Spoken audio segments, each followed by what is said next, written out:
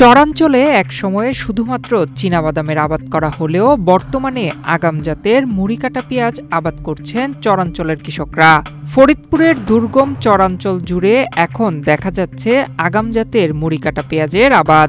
স্বল্প সময়ে ভালো ফলন পাওয়া যায় বলে আগাম জাতের মুড়িকাটা পেঁয়াজ আবাদে আগ্রহী বাড়ছে চরাঞ্চলের কৃষকদের মধ্যে। আর কয়েকদিন পরেই বাজারে তোলা হবে আগাম জাতের নতুন পেঁয়াজ। আমি এই বছর 10 বিঘা বুর পেঁয়াজ লাগাইছি, আগাম জাতের পেঁয়াজ। আমার 5 লক্ষ টাকা খরচ হয়েছে। যদি 2000 টাকাও বাজার পাই, আমি 10 লক্ষ টাকা বিক্রি করবো ইনশাল্লাহ। আর 15-20 দিন পরই পেঁয়াজটা উঠবে, ভালো দাম পাবো, এই জন্য ভালো যত্ন নিতেছি পেঁয়াজের। আগাম জাতের মুড়িকাটা পেঁয়াজ লাগাইছি, যদি আর 20 দিন পর উঠে বের পারুম। যদি 50 টাকা 60 টাকা কেজি থাকে তাই লাভবান হইতে পারুম। এক্সট্রিম মশার কয়েল প্ল্যান্ট ফাইবার দিয়ে তৈরি, তাই সহজে ভাঙে না, সুগন্ধিযুক্ত ও নিরবিচ্ছিন্নভাবে জ্বলে। ডেঙ্গু, চিকুনগুনিয়া বাহি সহ যে কোনো মশার বিরুদ্ধে দেয় এক্সট্রিম সুরক্ষা। মৌসুমের শুরুতেই সারের দাম বৃদ্ধি পাওয়ায় উৎপাদন খরচ বেড়েছে অনেক। ন্যায্য দাম পাওয়া নিয়ে শঙ্কায় রয়েছেন কৃষকেরা। এই বছর আমাকে পেঁয়াজ ক্ষেত করা খুব একটু কষ্টের মধ্যে আছি। গত বছর পেঁয়াজ ক্ষেত করতাম 900 বস্তা সার কিনতাম, সেই সার এবার কিনা লাগতেছে আমাকে 1600 বস্তা।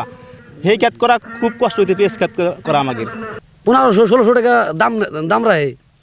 আগে কিনতাম 900 টাকা, 950 টাকা সার। এবছর সার কিনবে গেলে মাথা মতো ঘুরে যায়, ক্ষেত করুন কীভাবে?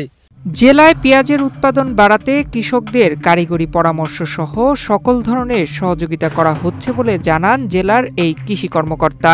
আমরা মুড়িকাটা পেঁয়াজের জন্য সবসময় কৃষকদের যে পরামর্শ প্রদান করে থাকি এবং সরজমিনে যে কাজগুলো করে থাকি, সেটা হচ্ছে যে তারা যে বীজ পেঁয়াজটা কিনে, যেটাকে আমরা গুটি পেঁয়াজ বলি, সেই গুটি পেঁয়াজটা ভালোভাবে শোধন করার জন্য এবং যে সারের পরিমাণটা, যে কি পরিমাণ সার দিলে আমরা সঠিকভাবে চাষাবাদ করতে পারবো এবং ভালো ফলন পাবো, এই ধরনের পরামর্শগুলো। এবং পেঁয়াজের আরেকটা জিনিস আছে, যেটা হচ্ছে বালাই ব্যবস্থাপনা। এই বালাই ব্যবস্থাপনার ব্যাপারে আমাদের উপসরকারি কৃষি কর্মকর্তা মাঠ পর্যায় থেকে কৃষকদের পরামর্শ প্রদান করে থাকেন।